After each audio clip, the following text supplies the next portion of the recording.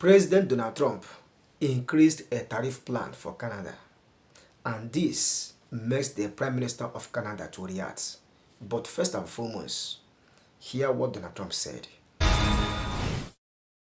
Well, it went good, but I told him, you got to stop these fires from coming in and, poisoning our air. Our air has been poisoned. I have a good relationship with Mark Carney, but, we got to stop the fires up there. If we can help them, we'll help them.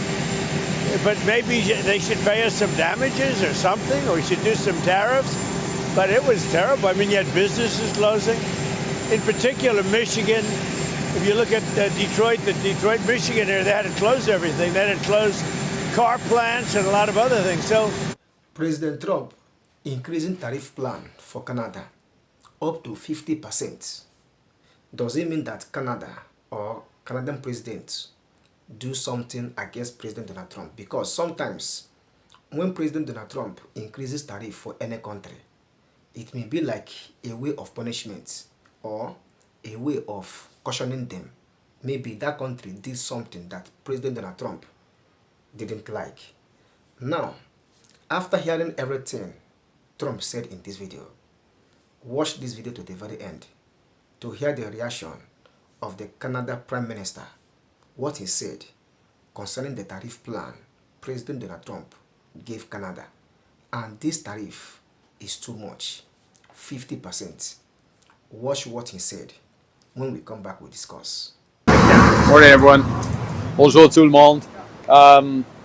As many of you know, yesterday the United States announced the intention in 30 days, to launch the latest, what is a series of trade actions against Canada in violation of our agreement, CUSMA, with the United States and Mexico. And I want to put this in a bit of perspective, then answer a couple questions. The first is that in response to these actions, this began over 18 months ago, Canadians from coast to coast to coast have stood together.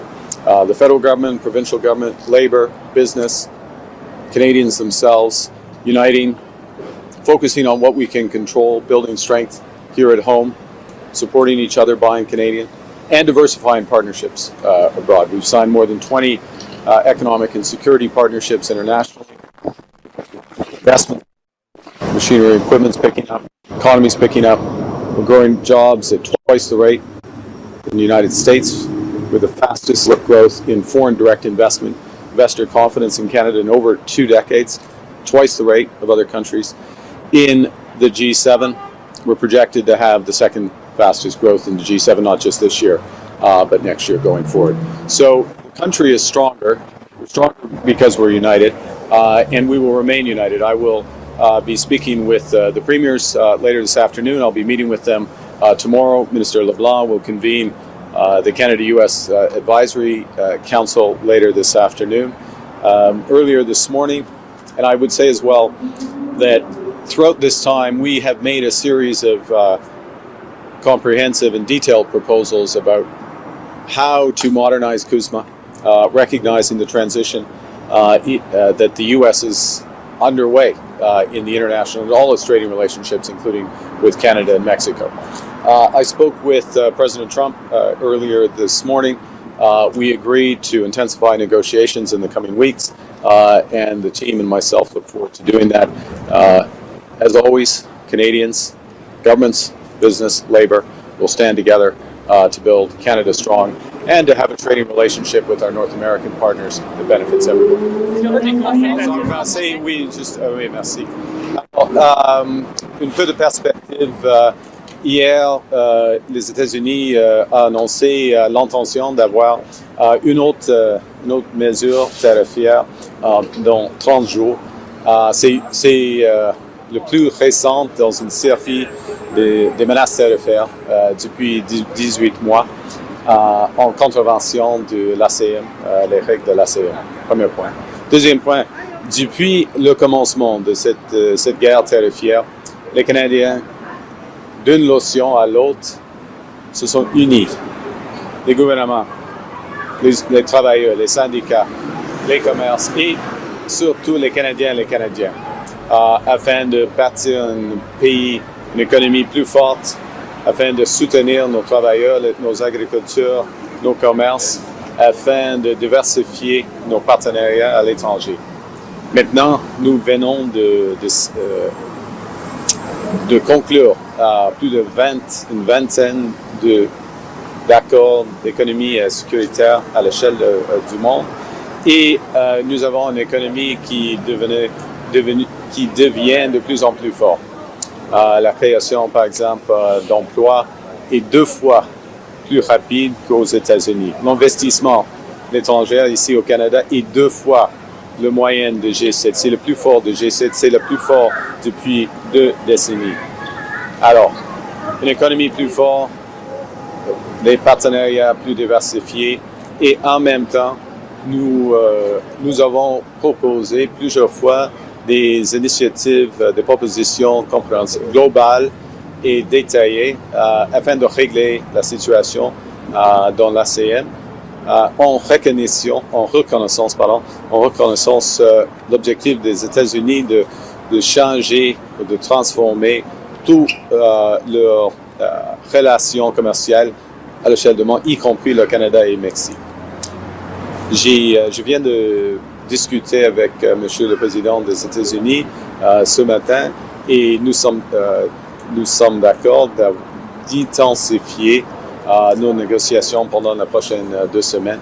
Mais en tous les cas, le Canada fera tout ce qui est nécessaire de soutenir nos emplois, nos travailleurs, de soutenir nos agriculteurs, de soutenir les Canadiennes et Canadiens et de rendre le Canada plus fort, plus indépendant et plus résilient. Merci beaucoup.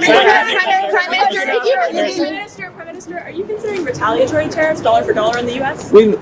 We have a situation where the American tariffs, the 338 tariffs, will come into effect in 29 days.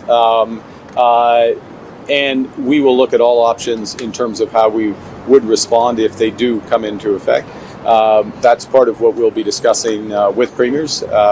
Also, in parallel, as I just said, that I'd spoken with the President. We agreed to intensify discussions. We'll begin that right away. And this is part of a negotiation. So the first objective is to get a comprehensive agreement that benefits, obviously, both countries, that's consistent with CUSMA as it is and CUSMA as it will be, and we'll work towards that. But in parallel, when I say we will do whatever it takes and keep all options, obviously, it's a comprehensive point. Monsieur, un nouveau voyage à Washington, est-ce que c'est dans les plans? C'est pas absolument nécessaire d'avoir un voyage, c'est nécessaire d'avoir des conversations et les conversations de l'équipe commerciale, y compris M. Leblanc et puis Mme Charette. Ils sont les grands négociateurs et l'ambassadeur Wiseman avec leur homologue. Et oui, bien sûr, des conversations entre moi et M. Trump. Il y a des conversations assez souvent entre nous et on va continuer. Si sera utile d'avoir une réunion face à face, on va le faire. Prime Minister, on the bridge, can you please clarify? Prime Minister, on the bridge, can you please clarify? Prime Minister, were you caught off guard? You recently made concessions in regards to the Gordie Howe Bridge. You rolled back the Digital Services Tax, the Online Streaming Act. Are you going to make more concessions in order to get the Americans to the table? We're at the table. We'll be having those more intense discussions. And what the issue has been for us has been a comprehensive agreement. We understand the U.S. approach to strategic sectors, what they call strategic sectors. They are strategic sectors, but under their definition, 232 definitions, that's aluminum, that's forest products, that's steel, that's automobiles, pharmaceuticals, copper, others. But those first 4 being the most important for the Canadian economy. And that we don't want a partial agreement, we want something that addresses those sectors as well, so that there's a viable approach going forward. In our view, and the view of Madame Sheinbaum and the Mexican authorities, there are solutions that evolve CUSMA so that those sectors are globally competitive to the benefit of workers. Of course, we're working for workers in Canada first and foremost, but also workers across the other 2 economies. Should the provinces put booze back on the shelves? Will that help with these negotiations? It's part of a broader. The provinces individually took those decisions in response to a series of tariffs that were put in place, and also threats to our sovereignty. Those measures have been supported by provincial citizens, and they're supported, and it's indicative in terms of other consumption habits, if I can put it that way, of Canadians, where Canadians have traveled. Other things that are on the shelves but aren't being purchased. The decision to change that, first and foremost, will be taken by the provinces themselves, each individually, and should only be taken, in my judgment, as part of an overall agreement, and that's what we'll work to accomplish. Thank you, everyone. According to this tariff plan, President Donald Trump increased for Canada. What do you think concerning this increment? Up to 50%. Like I said earlier, any country that have this kind of tariff increments could be that President Donald Trump wants to caution them for what they did, or maybe Trump wants to punish them, because 50% is too much for these people. And if this continues, do you think that that country or Canada will bring their goods into US? What do you have to say? Drop your thoughts in the comment section. Let's know what you think. But in case, I really appreciate your time for watching my video. For more news, updates like this, subscribe to this channel.